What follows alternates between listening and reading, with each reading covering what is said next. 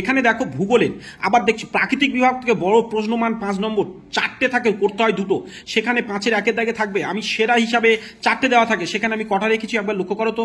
দেখো 8টা রেখেছি, দেখো 8টা রেখেছি। এই কটার মধ্যে কিন্তু পার্টিকুলারলি একটা আসবে, বাকি এখান থেকে কিন্তু 2টো আসবে, 2টো বা 3টে আসতে পারে। ফলে মোটামুটি এর এর দুটোই করতে হয়, ব্যাস এটা হয়ে গেল। একবার করে চোখ বুলে রাখতে, এগুলো কোনো রকম ভাবে এগিয়ে যাওয়ার প্রশ্ন নয়। এবার আঞ্চলিক বিভাগ থেকে দেখে নাও, আঞ্চলিক বিভাগ থেকে অত বড় প্রশ্ন আঞ্চলিক বিভাগ থেকে পড়বে, যেখানে গম চাষ মোস্ট ইম্পর্টেন্ট, বাকিগুলো একটু চোখ বুলে নাও। এর একটা ছক কিন্তু আমার চ্যানেলে দেওয়া আছে, একটা ছকে কিভাবে ওই একই প্রশ্নের উত্তর সব করে দেওয়া যাবে তার রুলস। তাই গমটা মোস্ট ইম্পর্টেন্ট করে রেখেছি, বাকিগুলো একটু দেখে নেবে। এর মধ্যে একটা 100% থাকবে কিন্তু। আর বাকি এই প্রশ্নগুলোকে একটু লক্ষ্য করো কি কি ইম্পর্টেন্ট হিসাবে রেখেছি, যেগুলো দেখতে পাচ্ছ একেবারে ভারতের নগরায়নের সমস্যা, যেগুলো বাদ দিতে পারিনি, তো সেগুলো নিশ্চয়ই রেখে যেও না বাড়িতে। এবার দেখো 3 অথবা 4 নম্বরের কোশ্চেন হিসাবে একসাথে কিন্তু আমি রেখেছি এখানে, কিন্তু তোমাদের মোট 20টা কোশ্চেন থাকবে, অথবা মিলিয়ে 20টা কোশ্চেন দেওয়া থাকবে।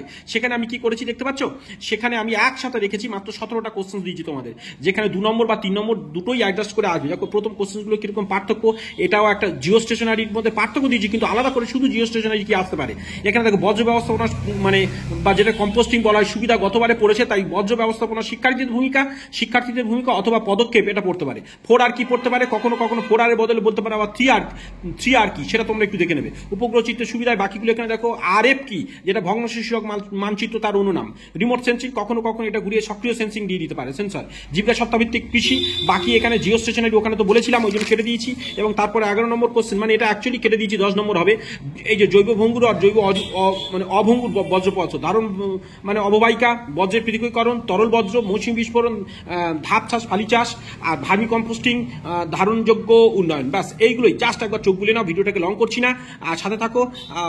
ইতিহাসের মতোই আমি আশা করছি বড় কোশ্চেন যেগুলো জানালাম একদম প্রায় 100% তোমরা কমন পাবে। ও হ্যাঁ, একটা কথা বলে দিচ্ছি, এই 2 নম্বর বা 3 নম্বর মিলিয়ে কিন্তু মোট তোমাদের করতে হবে জানো, 2 নম্বরের 6টা, 3 নম্বরের 4টে, 10টা করতে হবে। আমি কিন্তু মিনিমাম 5টা কোশ্চেন জানার মতো জানা পাবে, বা 5টা বা 6টা কোশ্চেন জানা পাবে, সেইভাবে এই প্রশ্নগুলো সাজিয়েছি। কিন্তু এই নয় যে সব জানা পাবে, কিন্তু বড় কোশ্চেন সেগুলো সবই তোমাদের জানিয়েছি। এখান থেকে 2টো আঞ্চলিক থেকে পড়বে, সেটা জানিয়েছি। 2টো শিওর ওর মধ্যে আসবেই আসবে আঞ্চলিক থেকে, আর 2টো আবার কি প্রাকৃতিক থেকে আসবেই আসবে, যেগুলো তোমাদের জানিয়েছিলাম। তো মোটামুটি এগুলি প্র্যাকটিস করতে থাকো।